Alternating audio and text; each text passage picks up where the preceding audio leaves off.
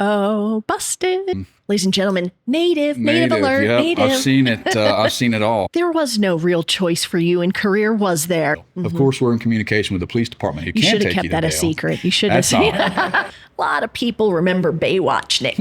And secret for all those people who are wondering where the best beach is that isn't as crowded, I believe he just told you. That's right. Yep.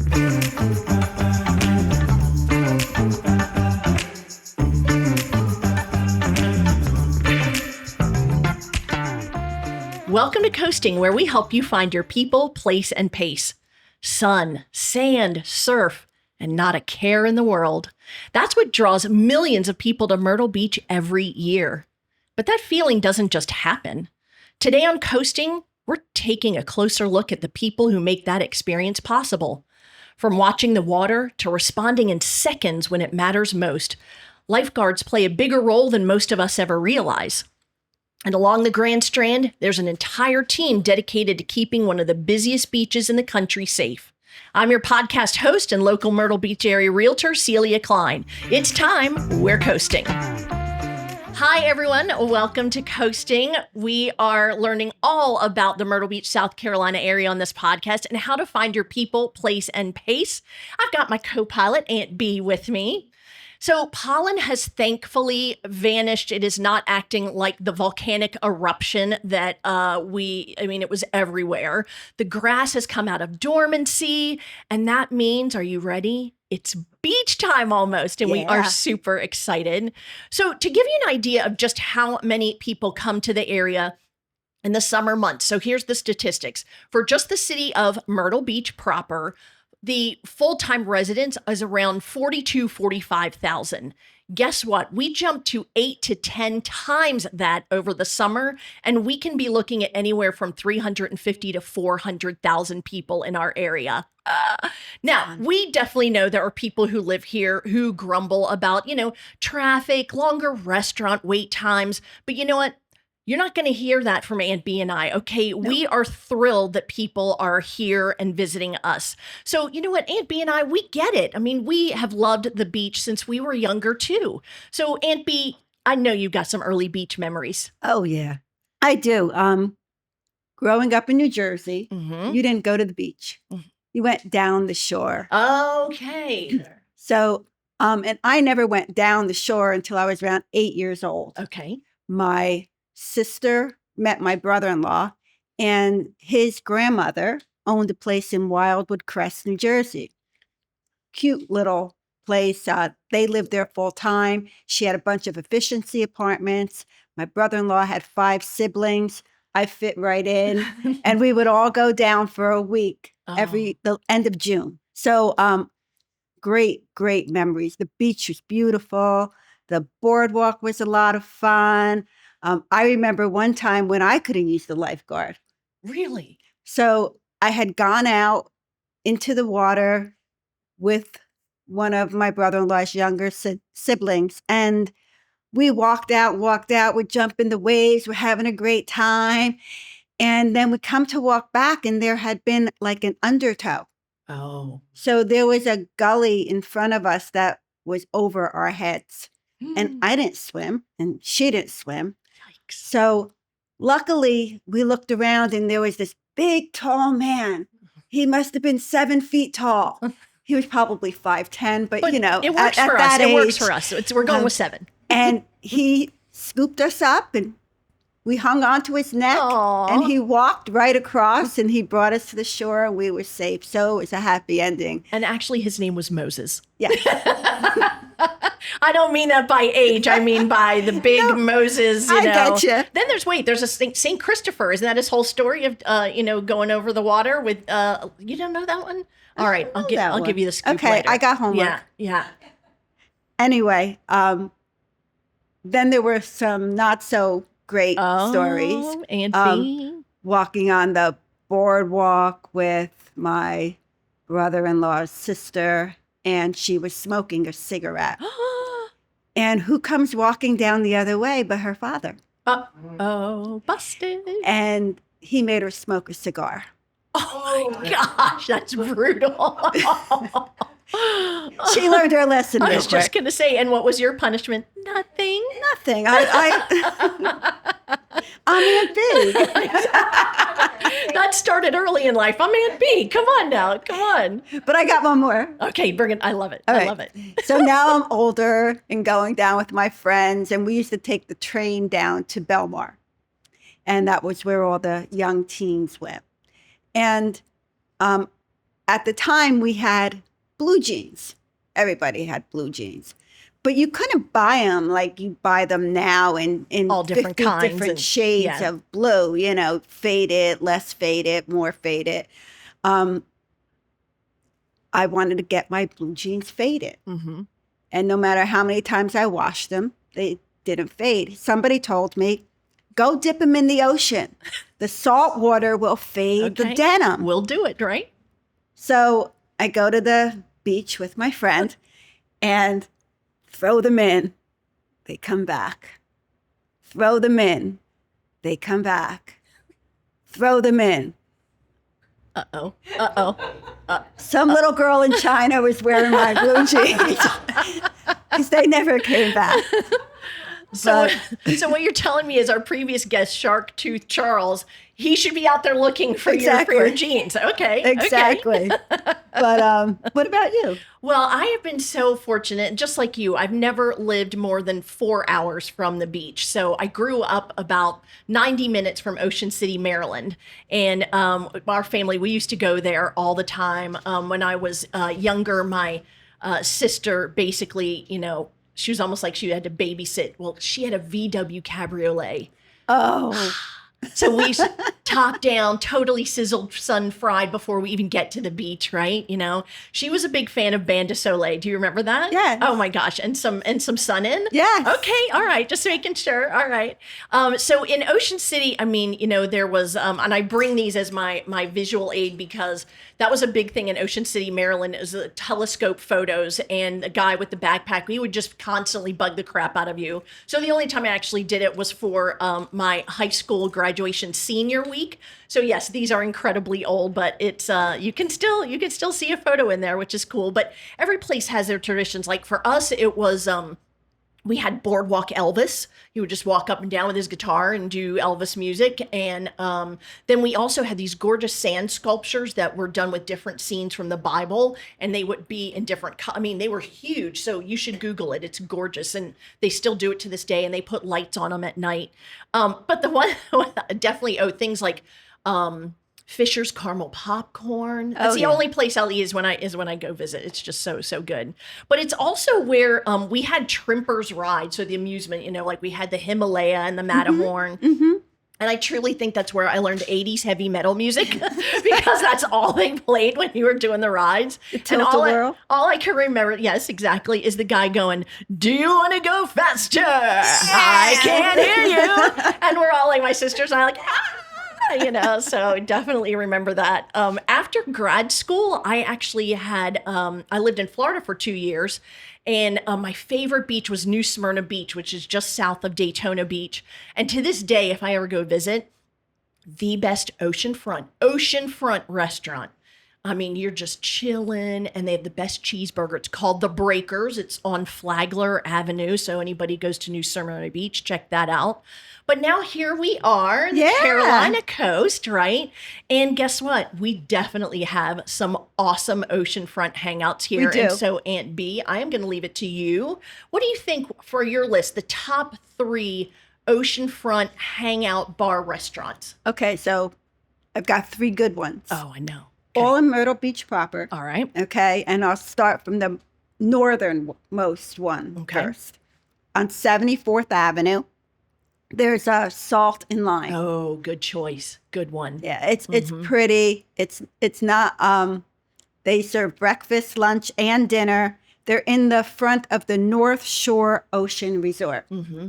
And if you haven't checked it out, you've got to check it out. And they've got plenty of parking, so we should say that's specific to that restaurant. Right, because it could be tricky getting parking that close to the beach sometimes. And it's contemporary inside. It's real. I really like that one. Yes. It's got a little sass to it. I was even there with you one time. You were.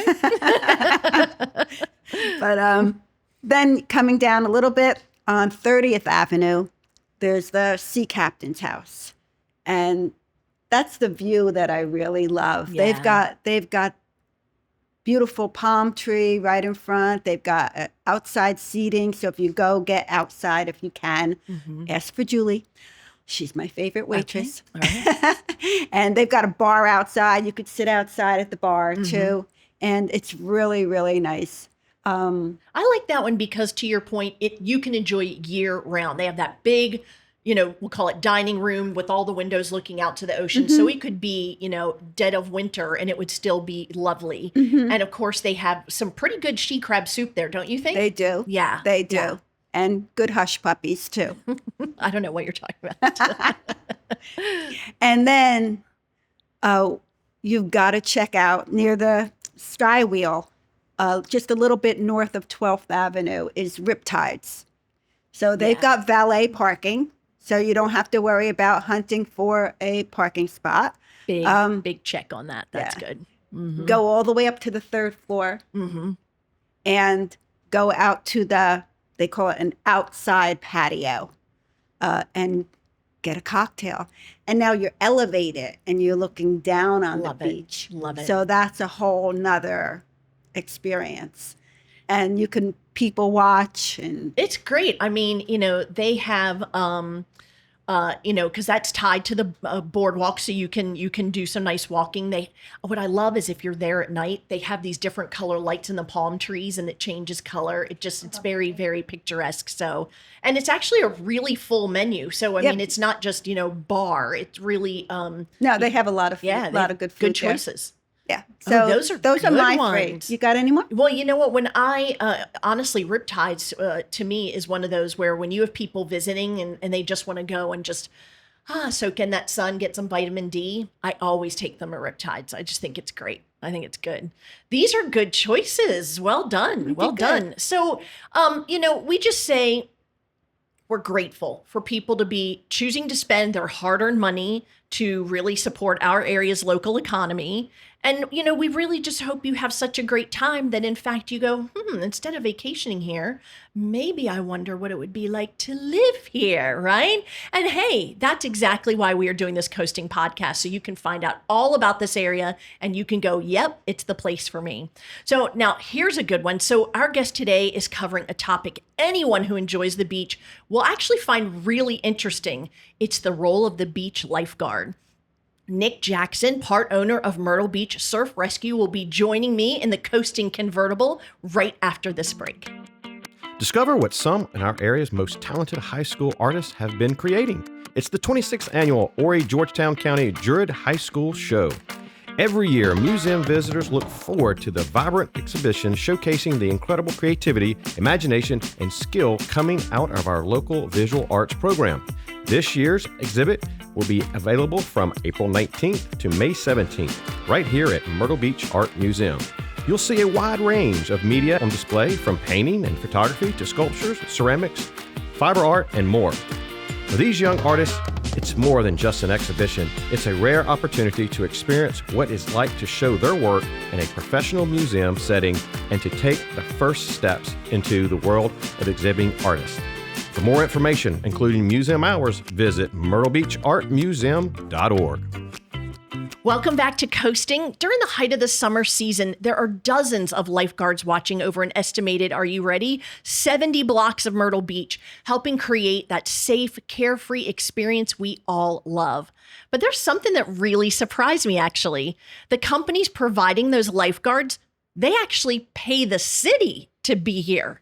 Today, we are joined by Nick Jackson, part owner of Myrtle Beach Surf Rescue, to talk about what it really takes to keep the beach safe. Nick, welcome to Coasting. Hey there, Miss Celia. Thank you for having me. Oh, you don't have to say miss. It's all right. All right. I know you were. It's a I know you were Southern born thing. here. I know. Yep, that's right. I know. All right. So with all my guests, I always like to ask beforehand a little bit of were you born here? Have you always lived here? If not, where from? Give us a little bit of that background. Sure. I'll kind of give you a quick overview. So I was born here. Ladies and gentlemen, native alert. Yep. Native. I've seen it. I've seen it all from day one. So my dad moved here in the mid 70s from Morehead City, North Carolina. Came down to be a lifeguard for The company was at that point called John's Beach Service, right? So late 70s, he moves down right out of college, went to Chapel Hill, becomes a lifeguard. Worked as a lifeguard for a couple years, decided he wanted to stick around Myrtle Beach, decided to join the city as a police officer, became the city's first waterfront director, Wow. right? So went from lifeguard to working for the city as the waterfront director and really kind of implementing a lot of the standard swim tests and whatnot at that period of time. Did that for 4 or 5 years. At that point, the owner of John's Beach Service at that point in time was getting up in age and looking at retirement. And him and my dad during my dad's tenure as an ocean lifeguard just had a really good relationship. And Joe Bueller was the fella's name. He basically had a conversation with my dad and said, hey, if you're interested, I'd be up for, financing this thing and selling it to you. And he did. That was in 1984. I was born in 1986. And so basically grew up with the company, helping with the lifeguards, helping with the beach attendants who ran the rentals. And 40 years later, here I am. And so there was no real choice for you in career, was there, Nick? We were indentured servants, 1,000%. And it's funny because I kind of, I looked at it with some like disdain and some like frustration at that point in time and didn't really realize the blessing that it was. I mean, a lot of days it was just a burden. I mean, I can remember waking up before school at busy points of the year. For instance, Easter, spring break is busy for us. We were still in school at that time. So waking up, going to help with things before school, going to school, getting out of school and going to help with the breakdown. And it's like, man, all my buddies were on the river or the beach and doing this and that. I'm like, man, this sucks. So, but it comes full circle. Now I love it. I mean, I really would not choose to do anything else in the world. So And it came the right way. I think it's, to go back to, meanwhile, here you are in school and probably have several buddies who are like, oh, that lifeguard thing, it's so cool. It looks so cool. And you're like, nope. Yeah. If you were to ask them, I definitely bribed several of them. Of course, we had our high school late, staying up too late. Come on, Nick, come out. I'm like, dude, I got to wake up at 6. And I was like, all right, I'll stay up if you'll come help me. Right, Deal. I love it. I love it. You were negotiating That's since you were young. Yeah, but it was fun. It still is fun. And so, I think everybody has their different image or thought of, what a lifeguard is or isn't. And so, if we're just seeing them sitting in the chair, tell me a little bit about the typical day for a lifeguard. Okay. So we are on shift from 9 a.m. to 6 p.m. Right. So that basically is all of our lifeguards go flag in the holster on duty at 9. And then we are watching the water until 6 p.m. when we pull the flag out of the holster and we're off duty at 6.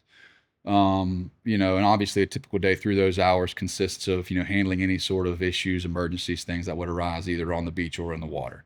3 days a week before that, we do our training. So we train Monday, Wednesday, Friday from 7:30 to 8:30, right? And that might just be, a reiteration of skills or just, cardio, something to kind of sharpen our skills. But the basic work day is 9 to 6, and that really just equates to most of your day just sitting in the tower and standing watch. And so that's the part I want to get into is the standing watch, because for all of us, we just think, oh, they're just, blob of jello, but they are observing everything. And so I want to learn more about what they are trained to be looking for. It's a pretty extensive process before we put a lifeguard in the tower. We really look for a history in open water life saving, right? And if they can have a history in competitive swimming or some sort of water sport, water polo or something like that, that's even an added benefit, right? I mean, we hire about 60 lifeguards each year to satisfy about 40 towers throughout the summer. We get a lot of returners. So of course, half of our staff are those that come back as long as they can until they have to seek a career-oriented job. But to find an individual that, can not only pass our timed swim, which is 500 meters in 10 minutes or less, they pass a timed swim, they pass a timed run, they go through about 70 hours of training. If they've got previous open water experience, that's a plus.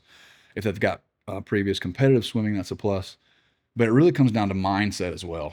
It really, and that's the kind of thing that we like to dig into, because just because somebody can pass the swim or pass the run doesn't necessarily mean they're going to be a great lifeguard, right? So there's a physical side of it, but there's a mental side of it as well, as far as being able to be vigilant and be responsible and be mature and kind of have those characteristics that we look for to really be an elite lifeguard. Because like you said, I mean, a lot of people look at the lifeguard and they kind of say, wow, that dude's just sat there all day doing nothing, right? I mean, everything is good until it's not. And you might sit there for 3 weeks, you know, and just be twiddling your thumbs, you know, scanning back and forth, and all of a sudden you better be ready to react. And so that's kind of the hard part, is making sure that everybody that we bring aboard, we feel, at the end of the day, I've got to feel confident in that individual sitting on that tower, because if something were to happen, I need to, you know, I don't want to feel bad about, hey, this person's probably not somebody I should have had out there. Yeah. Right. Now, so from the standpoint of, you know, the threshold, let me start this way. Okay. So you might have training in the mornings, or on the days that you don't, they would just go to their assigned station directly, or do you always meet as a group beforehand? So we have check-in at our facility. It starts at 7, and really as long as they grab their radio and their buoy and personal items before, they kind of can just do that at their discretion, and have to be on the tower, flag up, seated by 9 a.m., not a minute later. All right. So I learned that the buoy is the thing. If you've ever seen a lifeguard go into the water and they have something that's kind of like, I always see it like as a cross, then that is the buoy, right? So we use what we call a torpedo buoy or a hard buoy. You know, you go to water parks and pools and stuff, you'll see the soft buoys that kind of wrap around. We use the more rigid hard buoys because they're more inflatable and they just serve a better purpose for, you know, open water and ocean conditions. But, you know, it's a buoy about 48 inches long. It's really, I mean, it's hard plastic, and it's got handles on 3 sides, right? Gotcha. Okay. And it's attached to the lifeguard by a harness and about an 8-foot long rope. So the rope is wrapped around, and of course you're holding on to your buoy, and we go through what we call water entries, right, to practice that deployment of the buoy to where we enter the water, we throw the buoy. The strap is around your chest. You're making your way. The buoy is obviously trailing behind you. Right. You approach your victim. You reach back, grab the buoy, and just kind of slide it to them. Most rescues, you're going to have an active victim. Most of the time, most of our rescues, they're able to grab a hold of the handle, and you're able to communicate with them and say, hey, okay, Right. you got it? Yeah, I got it. Okay, let's go. So, that grab handle is sufficient. Passive victims, there's maneuvers that we use to get them on the buoy, because of course they're unconscious. But that hard buoy, torpedo buoy, is our main kind of selection as far as from a rescue standpoint. And so, okay, so I'm going to go back to, there's so many different things I want to cover. This is so interesting. This is great. All right. So you start in the morning, and is there some type of, either weather report given, or just something that, again, might heighten that level of observation, especially if you're expecting, rip currents, things like that, that would be communicated at the start of the shift? Yes, ma'am. Yep. So we use, we've got a couple different internal messaging services that we use. We've all got two-way radios as well, right? But normally, first thing in the morning at about 8:30 or 8:45, I'll send out a message which basically has, kind of the basics from the National Weather Service, wave height, water temp, conditions, every kind of a snapshot of what you need to know, any sort of weather that may be forecasted for the day. And then we'll follow that up with a flag selection of choice. And when I say flag selection, just to kind of put it simply, so the flag system that we operate, we're either going to fly yellow, red, or double red. Okay. Right? So yellow means basically a calm day. I'm not going to say that there's no worries. You're in the ocean. There's always a sense of worry. But relatively low level for rip currents, there's really not a whole lot to have a heightened level of concern if we're doing a yellow flag, right? No swimming restrictions other than the city one, which is 50 yards or chest deep. Right. So that's in effect all the time. And what is it again? 50 yards or chest deep, whichever one's closer. Okay. And that's on any given day. If the conditions will warrant something a little bit, more heightened, then we'll do a single red. Right. And that might be, hey, keep everybody at waist. That might be, we have some, offshore wave activity. We have, high risk for rip currents. Whatever would cause us to kind of exercise a heightened level of caution, we might go single red. You can still swim, but it might be knee deep, waist deep, or some modification of the swimming requirement. All right. And then the last one is double red. So double red means absolutely no swimming, right? Tropical storm coming through, the ocean is just too treacherous, high rip for rip currents with, wave activity, wind, lightning, anything like that. We'll say double red, which means completely out of the water. I mean, literally ankle deep only, absolutely no wading. And so if people do it anyway, how's that? Because it's going to happen. Well, I mean, we ask for voluntary compliance, right? We're not enforcement officers. Like, we can't write tickets. We can't take you to jail. Of course, we're in communication with the police department. You should have kept that a secret. You should have. I'm pretty formidable getting out of my truck and like pointing my finger. But at the end of the day, we can't write tickets. And it doesn't happen often, but we have had people that are stubborn enough where they don't want to get out of the water. The cops come and they get taken to jail. I'm like, dude, you dummy! Like, you literally just wrecked your vacation because you were too stubborn to get out of the water. And I'm trying to look out for you, buddy. But pride, people, oh man, I'm a champion swimmer, 40 years ago before I smoked 2 packs of cigarettes a day, just like, come on, man. So, but yeah, we ask for voluntary compliance. And if we don't get it, if the lifeguard can't get them out of the water, they'll call a supervisor. If the supervisor can't get them out of the water, they'll call a manager. If a manager can't get them out of the water, then I come down. And most of the time, I can get them out of the water. You don't want Nick Jackson to come get you.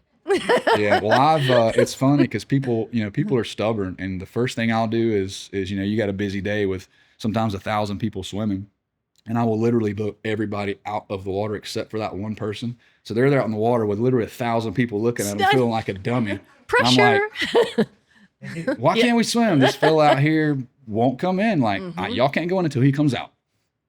I love it. I love it. Finally, they'll come in storming in like, what's the deal, man? I'm like, dude, come on. You're out too far. Get it. Yeah. Right. Exactly. So anyway, but yes, we hopefully voluntary compliance happens. And that does happen the vast majority of the time. And so with the training, then tell me about, how do you, simulate some of these scenarios so that they are ready for when it is the real thing. Sure. And they know when to cross the threshold from observance to, I have to actually go and do something. So again, the training is extensive, right? It's about 70 hours. And I'll just take you kind of through the process of what, a rookie, when they come in on day one, what it looks like, right? So we have training academies that about every 10 days or so, they go 7 days. So we'll have academy and maybe a 3-4 day gap, then another one. And we'll do those through June until everybody is trained. There's 3 elements. There's a lifeguarding element. There's a basic life support element, which encompasses like CPR, obstructed airway.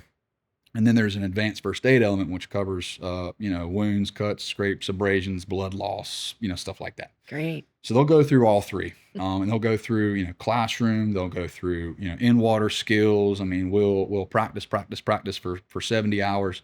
Again, most of the time they've got open water experience. Hopefully, they're very comfortable in the water when they come to me, regardless of whether they've had open water experience swimming or what have you.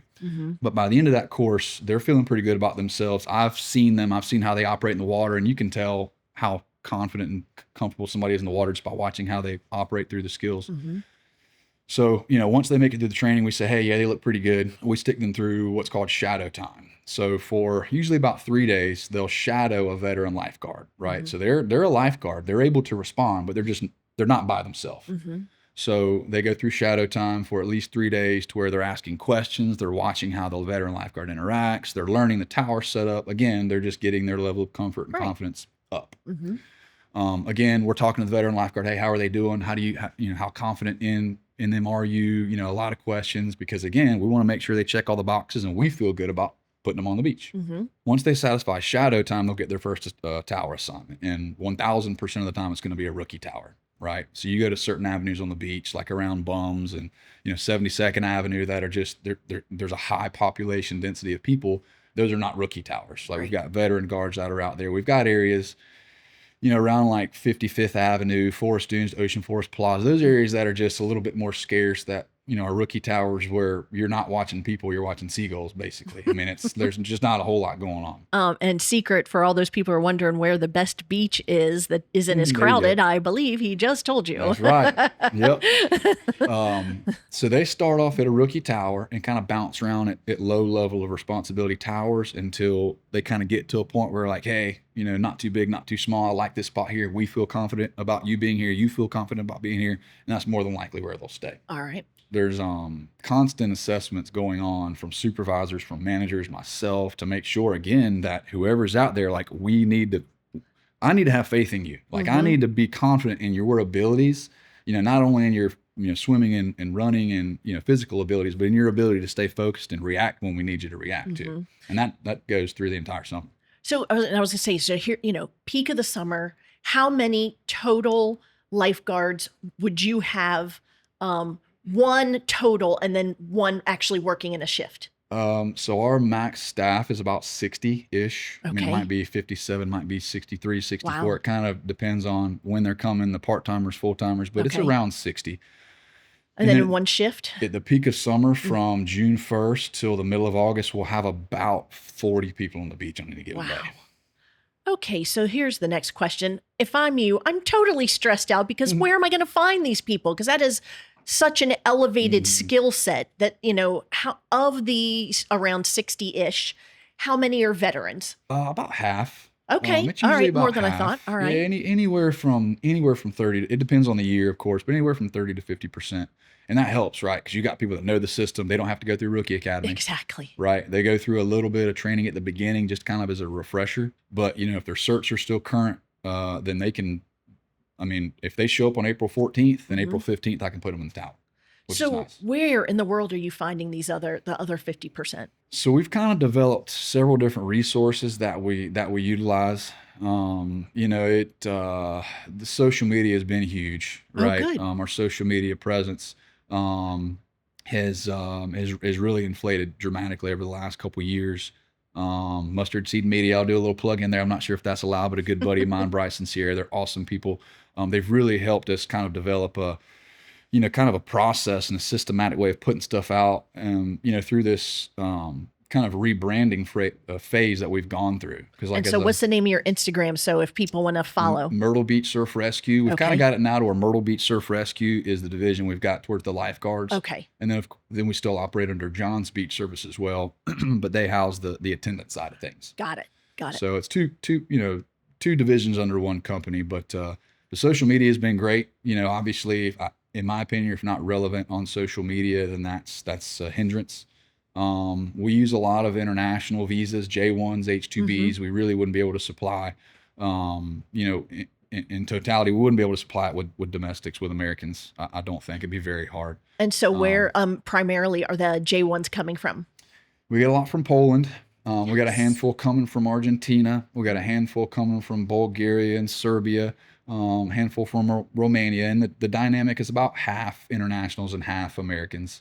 And so that's a whole nother element of your company is housing them. Sure. Yeah, housing them's a pretty big undertaking, but we've managed to secure some properties and kind of come up with a system that way we can have a place for them to lay their head when they get here. So it, and all this didn't happen overnight. Every year we kind of make adjustments and say, hey, this is not working out great. Let's change this. Or, hey, this is working out great. Let's fine tune this. And, I feel like we finally are at a point where we've kind of developed this system that the machine it works well. And if you can get the right people here, which we're, the last couple of years we've been really able to be, have the blessing of doing that, then it just, it works out the way it's supposed to. Good. So there are some, misperceptions depending on what generation you're from. A lot of people remember Baywatch, Nick. Myself included. So we want to know, did that show, do you feel like help, hurt, what, and what is the branding of a lifeguard today? Is it a positive or do you have to work on it? I think the perception of lifeguard has changed probably over the last 20 years-ish. Baywatch did a lot of good. It got people interested in the profession, right? Everybody knows what Baywatch is. They probably watched it for reasons other than to watch how a lifeguard enters. It was just for the rescue. Okay. But I think it really kind of put lifeguards on the map, right? It made this profession oh, cool, man. Kind of started the conversation I want to be the lifeguard. It made it cool. It made it kind of, appealing. Now, did it make it professional? I don't know. Maybe not. I've been doing this my whole life. So I started as an actual lifeguard when I was 15. I'm 40 now. So 35 years of being in a professional capacity. And I feel like at the beginning, there was this kind of tendency to kind of mock the lifeguard to a degree. And, without going too deep into the history, over, 6 years ago, Myrtle Beach was, we handled the rentals of the chairs and the umbrellas in addition to watching the water. Okay. Right. So that had to change, obviously, and it did change. We don't do that anymore. Mm-hmm. But, you know, I feel like just in general, across the map, even lifeguards in other areas of the country, it was kind of like, you know, who are these doofuses up here, you know, rubbing on suntan lotion and worshiping the sun and just checking out the girls. They probably can't swim 10 feet, you know, and I'm exaggerating a little bit, but I feel like, you know, over a period of time, it's gotten to a point to where there's a level of professionalism that, you know, the bar is raised a little bit every year. Right. And to clarify, you know, when you say that, it was the person who, you know, was the lifeguard and observing was also the one helping with the rental of chairs and umbrellas and setting them up and doing dual role. Well, they and weren't now even helping. It was just them. Yeah. So it was literally, that was it. One person did both roles. That's, yeah. So it has since 6 years ago, it separated. So yeah, I can understand where that would definitely make that change. Absolutely. So, you know, is there anything that you would say for the people, the beachgoers, that, you know, you'd just be like, man, I wish they knew about the world of lifeguards? I heard that chuckle. Yeah, there's a lot that goes into it, you know, and it's and this is not just lifeguards. I think in general, you know, police officers, firefighters, it's kind of a thankless job. You know, I mean, I don't know how many times somebody's life has literally been saving, right? And, you know, a thank you is not even given. You know what I mean? And it could be just due to embarrassment of like, hey, man, like I just need to get out of here and get out of this, you know, shameful situation. Sure. And again, it's not like an expectation or that it's something that's like demanded, but, you know, the way that we train and operate, obviously, you know, we're not out there for the accolades. We do it for reasons other than that. But like, there's a lot that goes into it. And a lot of times it's an 18 to 22-year-old kid that's out there on the tower. Right. And, you know, like I mentioned, he's gone through a tremendous amount of training, and we've made dang sure that he has the mental capacity to be able to do it. But just, you know, at certain times there's just not a level of appreciation in certain capacities. But, and I would give us, if you can, without, you know, again, realizing you have to be careful, but share something that, you know, where it has gotten intense, you know, where they have, you know, maybe you personally, when you know, you were in the tower, or, you know, just anything that you want to share, either that's happened recently that it was intense. Oh yeah. Well, like I said, you know, Myrtle Beach, fortunately, is not an area where we're having daily rescues. You got certain areas on the West Coast or Australia or Costa Rica or places where like you're going in the water on a daily basis due to wave action, rip current, sharks, like who knows. We've got a fairly placid shoreline. The waves never get bigger than 2 to 3 feet on most days, but rip currents are an issue. And in my opinion, they can be a lot more dangerous than a 20-foot wave. I mean, somebody looks out and they see a 20-foot wave, they're like, all right, I'm not swimming today, right? But a rip current, you know, literally pulling you away from shore, it's really hard to see for the untrained eye. They're like, all right, hey, it's as flat as this floor, I'm gonna go out and swim today. And before they know it, they get sucked out. So, you know, there might be a month where we have a couple rescues, and then there might be a day where we have 15 rescues. So, you know, there's certain days that can be dramatic, and it's like, all right, I mean, we always operate out of vigilance and awareness, but there's certain days where it's like, we really got to crank it up past 10 and say, all right, guys, like, okay, we're not sitting in our towers today. We are down by the water, walking and looking and being able to be that much closer to what might go on. There's been days where literally the sun's been shining, it's been 100 degrees, picture perfect day, and we've been at red flag because we've had 20 rescues, which might be one less than the fatal one. The cool thing is you kind of get a little bit of everything. You know, you never know what a day is going to bring. That's one of the reasons why I love it so much, is like every day is different. You never know what you're going to deal with, you know, whether it be a rescue or something happening on the beach or a plane, you know, crashing in the ocean. That happened a couple years ago. It's just the awesomeness of the job. Like you never know what you're going to get. And the lifeguards communicate using radios. And with your management and you as well, as usually through radio. Yes, ma'am. Okay. How far apart are the towers for your area? It depends. So in the area, areas, you're 14th Avenue to 14th basically up to 82nd. Grand Dunes. Okay. So in the areas that there's a higher population density, like from the pier up to about 32nd, they're about 150 yards apart. Okay. Right. So the south end, our south end is pretty dense. Then you got the area, the Gold Mile, you know, is what locals call it, from 32nd up to about 52nd, right? It's residential. There's really not a necessity to have that same amount of lifeguards in that same stretch because there's just not as many people in the water. There's not as many people on the beach. They're all locals. So we've got a handful of mobile lifeguards in that area. And then really the farther you go north, the tower distance gets, other than, certain areas like 72nd, 52nd, they spread apart a little bit more just because, again, the people that are visiting that area of the beach are not as, it's not as populated. Right. All right. So we're going to take a quick break. When we come back, we're going to talk about the business of lifeguarding, and it is quite a business. We'll be right back. The Myrtle Beach area is alive with flowers, and with so many events coming up in May, graduations, Mother's Day, weddings, here's a perfect idea for those unique gifts you'll need. The Myrtle Beach Art Museum hosts the second annual Petals and Pottery event, Friday, May 8th and Saturday, May 9th from 10 a.m. to 4 p.m. each day. All right, Nick, we are back, and I said we were going to talk about the business side of this. And this is the part, honestly, that really surprised me. So you've got to explain the structure to us in that you are basically, as a company, paying a franchise fee to the city of Myrtle Beach to do this business. Does anyone else go, excuse me, what? We're providing life-saving service and we pay for that? So please, Nick, help us out. Sure.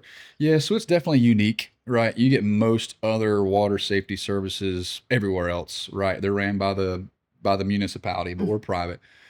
And it's really just an arrangement that originated from day one that's certainly evolved. I mean, again, I think the whole thing established out of a need for concessions on the beach. And then the concessions on the beach turned into, okay, hey, now we got people down here renting these chairs and umbrellas, so let's do lifeguards too. And they just kind of found harmony in that to start with. And then it ran that way for forever, and even in the midst of when lifeguards were dual operators, right? I mean, the surface, it looks bad. Like the cosmetics of it are terrible. But, we really did, at that point in time, train to where, hey, our focus is always on the water, right? We're always on the water. Hey, if you want a seat, go take a seat and I'll get with you on my break. Like, my attention is never diverted from the water any less than it is telling somebody, hey, go to Sea Captain's to get a she crab soup, right? There's distractions all over the place. And this was the way that I had the conversation when I was, the advocate for back in that day. But even you can say that until you're blue in the face, right? Like, at the end of the day, like, the lifeguard should not be doing anything else other than watching the water. Like, that had to change, right? But the relationship with the city is certainly, like I said, unique. And, I think it's one of those things where it benefits both of us, right? I mean, we get the added benefit of having the chairs and the umbrellas and running that service. And in exchange, they get a water safety service. And yeah, it's unique, but it works, and it's been going that way for a long time. Right. Well, and for those of you visiting the beach, can I please just say, now you know why it is incredibly important for you to rent those chairs and umbrellas, because without that, we don't get the life-saving service from the lifeguard. So definitely make sure you are doing that. And I do hear they accept tips. I'm just saying, okay?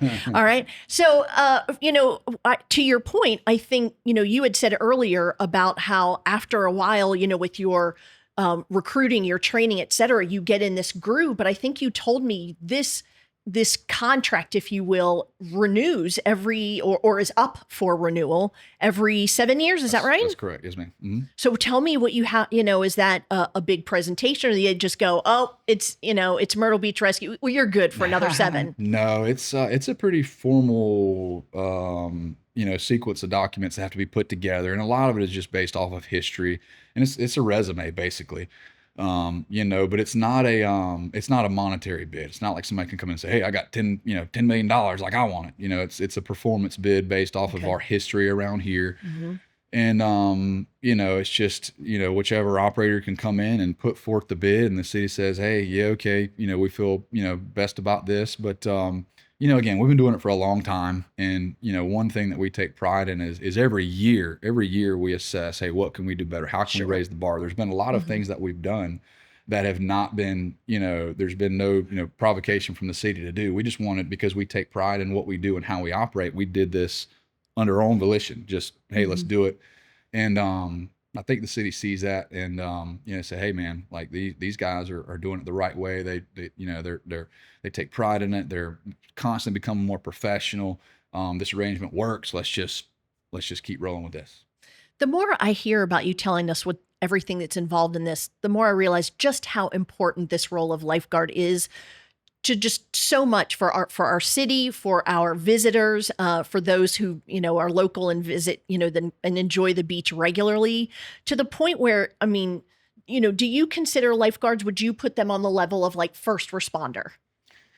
I would. I think we spoke about this, but there was actually a resolution, I think it was last year, that was introduced in the House. I think it was Resolution 41, if I'm recalling it correct. But somebody brought it up to actually, try to make lifeguards first responders, for certain benefits. But as far as just, at face value, I think you can draw a lot of comparisons to, a lifeguard and a cop or a firefighter, right? And this is not to discount anything that cops and firefighters do by any means, right? But obviously you've got lifeguards at the forefront to where they're their own little, they're their own little deal, right? They have to self-deploy and understand when something happens, right? I mean, there's a huge sense of responsibility in that I don't think you get as often in other professions, right? To be able to recognize when somebody's having an issue, to be able to rely on your own physical and mental abilities and strengths and self-deploy yourself and understand, like, hey,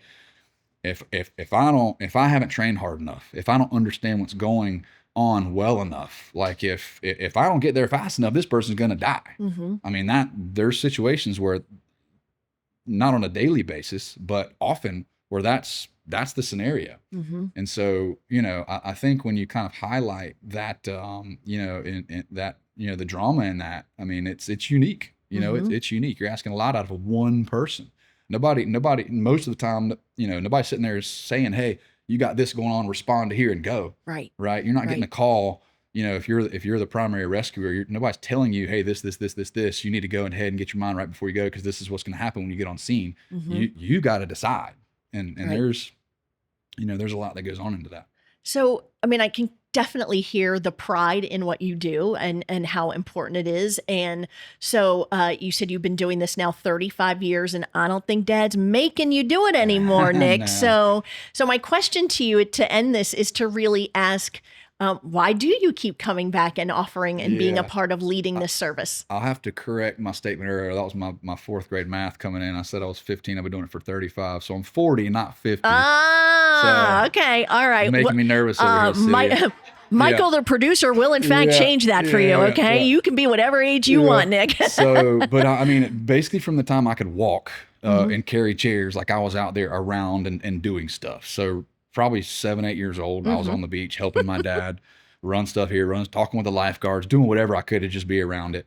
At 15, again, I became a professional certified lifeguard. And now here you been doing are. It 25 years later. Yeah. So yeah, I'd say over the last probably 4 or 5 years, I've kind of really found kind of an attraction toward really just engaging with the people that come. You know what I mean? I've got 4 young boys, and I really enjoy just kind of being a mentor, whether that be physical, mental, spiritual, however. Like I'm rewarded by people that come and just see it for what it is. Like not all people are going to come and say, man, I got so much out of this. It's such a rewarding experience and respond the way that you want them to respond. But a lot of them do. And they're like, dude, I really appreciate and something I look back on for a long period of time. Like, I had this job interview with this huge company and all they wanted to talk about was my tenure as a lifeguard. They could care less about my 4.5 GPA and this. They just wanted to talk about what it was like for me to be an ocean lifeguard. So I think for a lot of people, it's something they do and it sticks with them and it pays dividends for a very long period of time because it's a character builder. Like if you come down, like whether you're dealing, whether you have some rescues or dealing with, an issue on the beach where somebody's screaming at them over a private umbrella or whatever, it's going to build character in that person. And when they come here for the right reasons and see it for that way and they grow, they leave here in what I would hope being like a much sound and better individual to continue walking through life with. Well, I hope that in listening to this interview, you are understanding this wonderful balance of those of us who are coasting, when we go to the beach, not a care in the world, we are not worried, balanced with someone whose absolute job is to make sure that your memory is one that you have that's positive and good about your visit to the beach. So I don't think we realize just how much we need to be appreciating this service along our coastline. It's just, we definitely don't think about it nearly enough. So I just thank you all so much for joining us on today's episode of Coasting. Hey, maybe all this talk about beach has got you thinking, maybe I should make the move to Myrtle Beach. So guess what? I am a local real estate agent. So if you are interested in learning more, you can find my phone number at the end of this broadcast. Thank you again for listening. And as always, keep it coasting. Golf carts are kind of a big deal around here. They build houses with golf cart garages on them. And there's a reason why they do. Call me if you'd like one. If you've ever tried to vacuum sand out of a car, I mean, anything to avoid that. And if you can say that 3 times really fast, the Coasting Podcast will give you a prize. This is how we coast, people. This is how we do it. The executive producer of the Coasting Podcast is Celia Klein. Producer is Michael Lehman from Frame Waves Visuals. The opinions expressed here are solely those of Celia, Aunt B, and any special guests. Good news. Agree or disagree? You have that liberty. Special thanks to Nick Jackson and all the J1 exchange students, the Hoff, and the cooks at Sea Captain House. They really know how to slice some avocado. Our continued and deepest appreciation to all members of the armed forces and their families. May God bless you. And the Coasting Clap to Maggie and Tony. Happy anniversary. A big thanks to podcast listeners Scott and Cheryl Carmichael. Thank you for your support. Celia is a licensed realtor in both South and North Carolina. For assistance in either buying or selling real estate, please call 843-321-9646. The Coasting Podcast can be found wherever you currently enjoy your other favorite podcasts. Please send all comments and questions to coastingpodcastsc@gmail.com. We thank you for listening.